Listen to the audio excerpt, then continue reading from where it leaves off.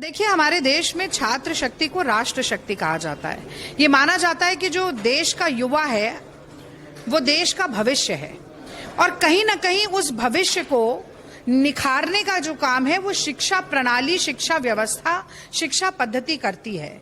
बिहार तो हमेशा से ज्ञान का केंद्र रहा है, लेकिन आज के समय में शिक्षा की बदहाली का मंजर जो बिहार में है वो मैं समझती हूँ कि पूरा देश नहीं, पूरी दुनिया देख रही है। कहीं ना कहीं दलित और पिछड़ा वर्ग अच्छी और सुलभ शिक्षा से पूरी तरह से वंचित है। नीतीश भाजपा सरकार ने ये सुनिश्चित किया है कि क्रेडिट कार्ड जैसी फर्जी योजनाओं के चलते रोजगार तो दूर है, छात्र कर्जदार बन जाएं। कैग की रिपोर्ट बताती है, बड़े आश्चर्य की बात है कि छात्रवृत्ति का जो पैसा है दलित समुदाय के बच्चों का, वो पुल और सड़क निर्माण में खर्च कर दिया जाता है। और जैसा कि हम लगातार देखते रहे कि पुल और सड़क भी किस तरीके से 2 महीने बाद ढह जाते हैं, तो ये कहा जाए कि नष्ट कर दिया जाता है। राहुल गांधी जी ने फिर एक बार हुंकार भरी। मैं याद दिला देना चाहती हूं कि जातिगत जनगणना संवैधानिक अधिकार के रूप में होनी चाहिए।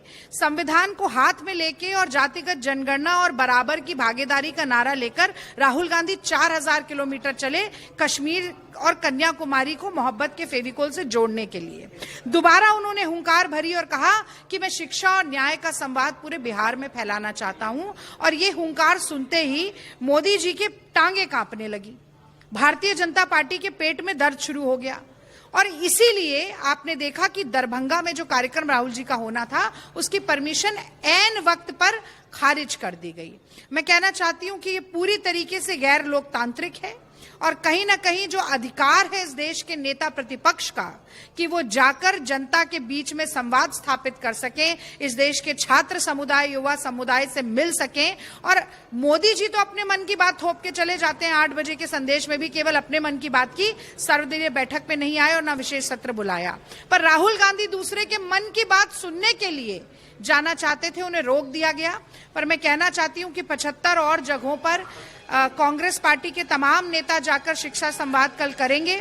मैं खुद भी नवादा जा रही हूं और 4-5 प्रमुख बिंदु हैं। 50% के आरक्षण की सीमा हटाई जाए, SC/ST सब प्लान लागू किया जाए, छात्रों की छात्रवृत्ति का पैसा उनको मिले, ना कि पुल और सड़क निर्माण के नाम पर सरकार किसी की जेब में डालने का काम करे।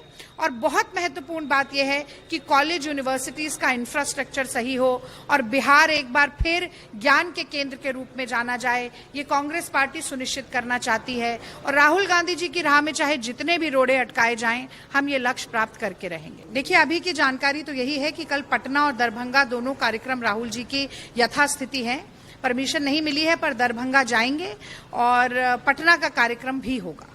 देखिए, देश की सेना का सम्मान सर्वोपरि होता है और ऑपरेशन सिंदूर में जिस तरह से देश की जल, थल, वायु सेना ने पराक्रम, शौर्य, वीरता और बहादुरी के नए मानक स्थापित किए, पाकिस्तान को घुटने टेकने और नाक रगड़ने पर मजबूर किया, मैं समझती हूं कि ऐसे समय पर कर्नल सोफिया कुरैशी देश की शान सम्मान का प्रतीक बनी थी, क्योंकि वो और विंग कमांडर व्योमिका सिंह सेना की प्रेस ब्रीफिंग करती थी और देश का हर निवासी जो है, भारतवासी जो है, उसका सीना चौड़ा हो जाता था और सर गर्व से ऊंचा हो जाता था।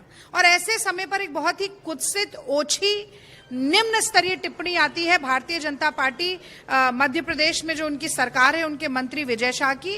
और ताज्जुब की बात तो यह है कि हाईकोर्ट संज्ञान ले लेता है पर मोदी जी संज्ञान नहीं ले रहे। शायद मोदी जी को देश की जाबाज बेटी का अपमान नहीं लगता। तो क्या ये मान लिया जाए कि उनकी खामोशी सहमति की ओर इशारा कर रही है? क्या ये मान लिया जाए कि उनका जो मौन है वो स्वीकृति की ओर इशारा करता है? क्या ये मान लिया जाए कि मोदी जी के लिए देश की जाबाज सैनिक बेटी का अपमान बहुत ही साधारण सी बात है? मोदी जी ने आंखें मूंद ली हैं। मुझे लगता है कि केवल विजय शाह की माफी मांगने से काम नहीं चलेगा, उनको तुरंत बर्खास्त करना चाहिए और एक कड़ा संदेश देना चाहिए कि देश की सेना का अपमान नहीं सहेगा हिंदुस्तान।